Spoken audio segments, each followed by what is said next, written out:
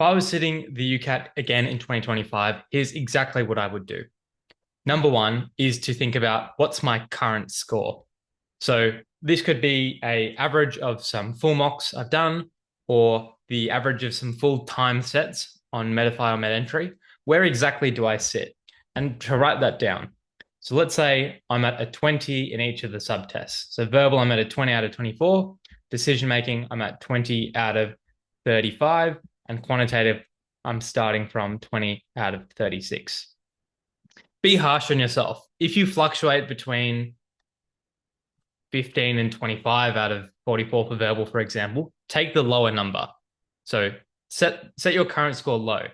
People often think this is my highest score, but you should probably just pick your average or pick your lowest score. Then what's your target score? Okay, so where do you want to end up by the time you sit your UCAT? Okay, so maybe your target score for verbal is something above 36. So your cutoff would be 36 minimum. For DM, let's say it's 29. And for quantitative, let's say it's 33. Okay, so you have your current score and then your target score. And if you want to figure out a target score, just go on the UCAT score calculator. These numbers are pretty good, but you can easily find that online or discuss with someone. The next thing is workout. I'd work out is how can I actually get there? How many months do I have? How many weeks do I have? And what's my plan? How will I magically turn a 20 out of 44 into a 36 out of 44? And so I might say, that's quite a big jump. What I'm going to try and do is if I have 3 months, I need to probably improve by, 16 overall. So maybe I'll say, let's do half of that in the first month. I need to be at 28 after 1 month's time. And then maybe I can say another half of the remaining 8 in the next month and another half next month. So I want to be 28 in 1 month. I want to be 32 in 2 months, and I want to be 36 in 3 months. Then you've got to think, well, how much can I actually practice to turn my verbal from a 20 to a 28? And maybe I'll say, okay, I've got 4 weeks. I need to be aiming to do verbal every day because that's quite a big jump.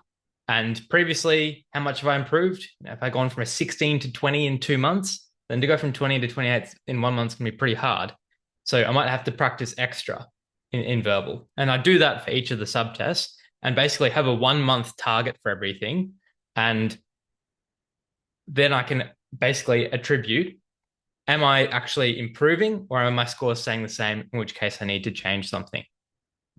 So after you've got your plan, your current score, your target score, how long you have, what's your practice plan for getting there, then you've got to think what resources are available to you.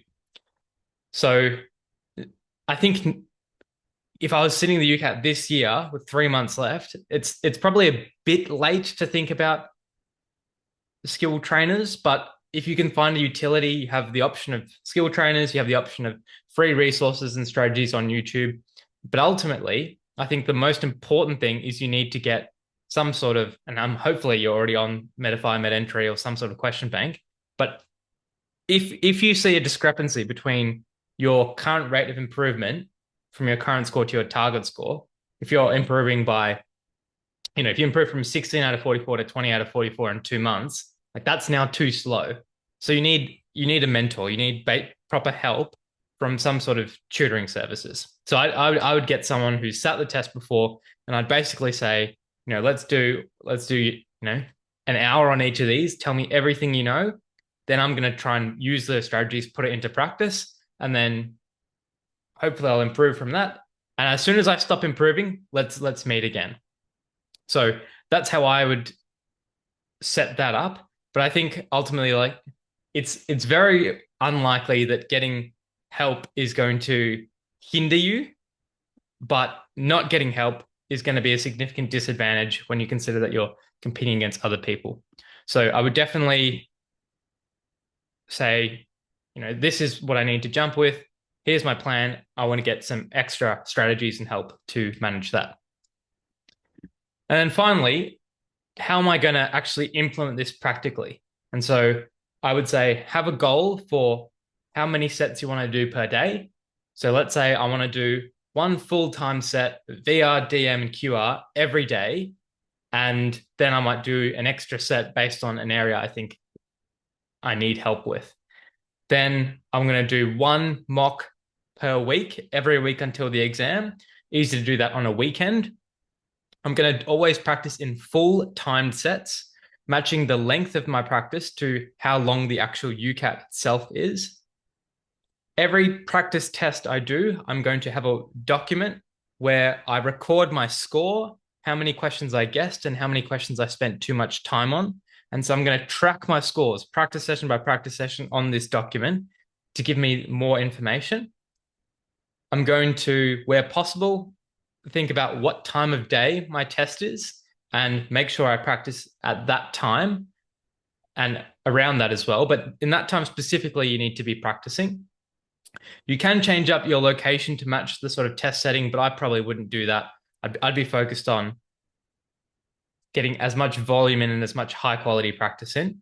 And I'd always be doing the fundamentals, practice under exam conditions, no food, no water, use the proper UCAT calculator. And so ultimately with this framework, we think about where are we at now? Where do we need to be? How will we get there? What help do we have to get there? And how will we actually implement this with practical steps? And so with all these things, I would hope that I have a good structured plan for approaching the UCAT. And if things go wrong, I will know about it soon because I won't be meeting my targets. And then I need to basically change something. If your scores are static, you need to change something right now because we need our scores improving, such that we're past our goals. And then we should only be static for 1 or 2 weeks before we actually sit the test. Please let me know in the comments if you have any questions about that. But the most important place to go now is the Google form in the description. That will have free resources that I'm giving out and the opportunity to contact me for any tutoring services and help.